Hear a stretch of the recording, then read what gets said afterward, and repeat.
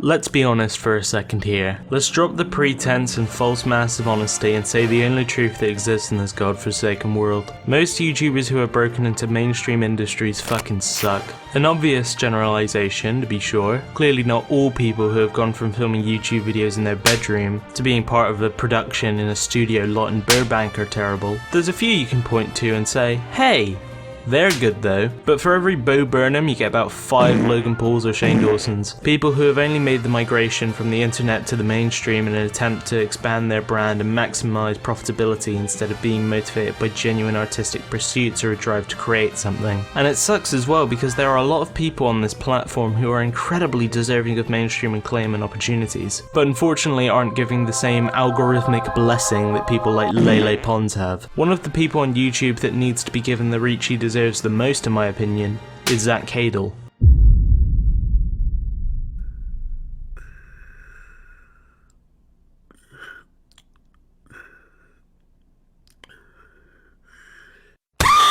Zach Hadel, or Psychicpebbles as he's known by the sick and deranged on YouTube, is a surrealist animator who migrated from Newgrounds to YouTube in 2011 and quickly became one of the most successful animators on the platform until the algorithm change that screwed over a lot of independent animators on YouTube. Since then, however, Zach has kept a consistent presence on the internet, even if his original channel has been mostly put to the side, whether that be through podcasts or collaborative organizations like the now cancelled Sleepycast, continuing to provide voiceovers for videos made by still active animation peers, or being a regular on OneyNG, which is essentially Game Grumps but hosted by people who are actually funny. Alright, let's not have me bullshit around any longer. Zach Hadel is one of, if not my favourite personality on YouTube, due mainly to his character but also because of the clear talent and effort that is put into his work. But that doesn't mean I'm gonna sit here and wax philosophically about how revolutionary his content is, because while it is great in my opinion, it's not exactly trying to be high art. Zach's sense of humour is to laugh at the imperfections of everything, applying the most disgusting or grotesque parts of people that we don't like thinking about and applying them to cartoon characters. On the surface, that statement might sound like I'm describing tasteless, crass shock humour, but not in this case. The juxtaposition of weird, colourful cartoon characters with something as mundane and unremarkable like breathing trouble is a funny concept to me, and one that works for the brand of surreal humour that Zach utilised primarily in his pilot for Smiling Friends. But let's save that little nugget for later. Comedy is something that I find very hard to try and talk at length about because, while a contested point, humour is, to me, one of the most subjective things to try and assess and explain. And explaining why a joke works or why you find something funny is often difficult to explain in more than a sentence. I find the pace of his stuff complements the flow of humour. I like the bizarre way he draws certain things to be funny. He's got a good knowledge of language and uses some pretty out there words to construct a funny joke. And him focusing on the surreal and bizarre is something that I resonate with. My sense of humour is a little weird. It's either completely deadpan or nearly completely absurdist. A lot of Zach's animation influences fall under the absurdist category, with inspiration lifted from shows like SpongeBob and South Park, and he completely understands what makes those shows work comedy-wise. In fact, he knows why a lot of things work comedy-wise. Zach clearly has a great love for the world of comedy, understanding what makes the material of certain comedians work and how to make a story structure that aids the humour. And it's that kind of dedication and knowledge in your craft that I think earns you a show. Zach has been trying to get a show off the ground for a while now, with his first attempt being Hellbenders. This is a story of two friends, Chris and Zach. They live in a world surrounded by not so normal things.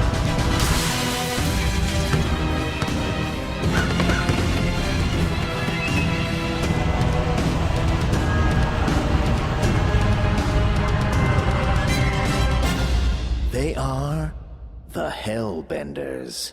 Hellbenders was not something that Zach made single-handedly. Despite the shorts being uploaded to his channel, he wasn't the sole creator of the show, serving as co-creator alongside another former Newgrounds animator OneyNG or Chris O'Neill. The two had, and still have, very good creative chemistry. If you need proof of that, just watch some episodes of OneyPlays. And the combination of the two's styles worked well in the show's favour, taking the best aspects of the two's individual works and crafting a weird, grotesque, but strangely perfect amalgamation of style, creativity and craft. I find casual disregard for the loss of human life incredibly funny, and Hellbenders sure has a lot of that. Are you guys even playing anything? No! Something that I've neglected to compliment Zach on is his voice work. Do you understand why I had to punish you earlier? Yeah? Yeah, why'd I have to punish you? Because I bit you. The guy's got a pretty iconic voice which he utilizes very well in whatever he uses it for. Same goes for Chris and all of the other Newgrounds people that featured in the few episodes that there are of the show. Given that Zach, Chris and everyone else comes from a YouTube background, they rely heavily on collaboration.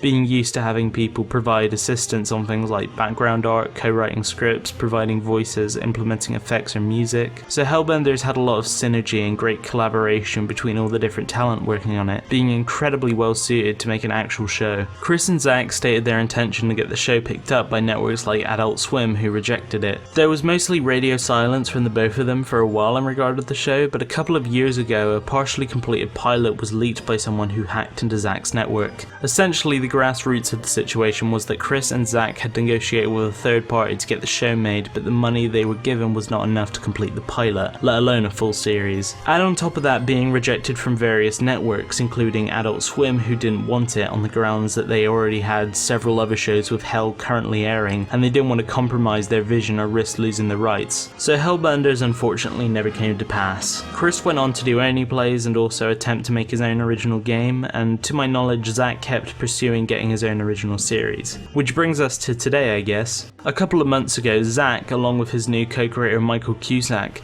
aired a new pilot for their hopefully new series Smiling Friends. I think by virtue of the fact that the pilot aired at all, the likelihood of this being picked up is fairly likely. And that's great because this pilot is super deserving of acclaim, and given that Adult Swim has uploaded individual clips from the pilot to their YouTube channel, I'd say the demand is there if it was popular enough to incentivize them to do that. Much like how Zach and Chris had a creative dynamic, Michael and Zach's styles very much complement each other. Their writing styles and senses of humor are very similar, but not enough to the point where you don't see each of their voices present. Some things are more Michael and some are more Zach. Not just in terms of writing and jokes, but also in animation. I haven't really talked about it at all in this video, but Zach's got a very distinct and memorable art style, focusing a lot on the grotesque and unappealing, but combining it with the incredibly cartoony character designs and artistic philosophies. If you want an example of what I mean, just look at characters like Desmond or the Boss. They are clearly not trying to emulate reality and have extremely exaggerated cartoony features, but they've also got stuff to them that you would only really see in real life, or at least rarely in a cartoon, like cracked lips and skin pores, or veins under pale skin and a receding hairline. Going back to what I said earlier in this video, the fact that you've got a little alien with breathing trouble working in an office for a suicide helpline is part of the joke. Getting back on topic, however, while Zach's art style is noticeable, so is Michael's. You can clearly see what was drawn by Michael and what was done by Zach. Some characters look like something Zach would draw, others look like Michael. Even the world looks different. Some parts look like they're more based off places in America that Zach is familiar with, and in others it looks like Michael's place in Australia. And this isn't me saying that there's some kind of tug of war between Michael and Zach in terms of art style and identity. It's just sharing the load but making each other's individual talents stand out. I don't know if I want to keep sitting here gushing about Smiling Friends because ultimately that's not the point of this video. The point to me is to highlight the work of this man and hopefully encourage others to check him out, support him and help him make his way into the industry to make something that's going to inspire people. If this video's piqued your interest about him, I'd highly recommend giving Smiling Friends and Hellbenders a watch, seeing as they are him at his best. I'd also recommend checking out all the various podcasts he's on, like Sleepycast, The Create Unknown, and his own original podcast, Schmucks. So yeah, have a good one, Twitter world, and stick around if you want more sweet content, I guess.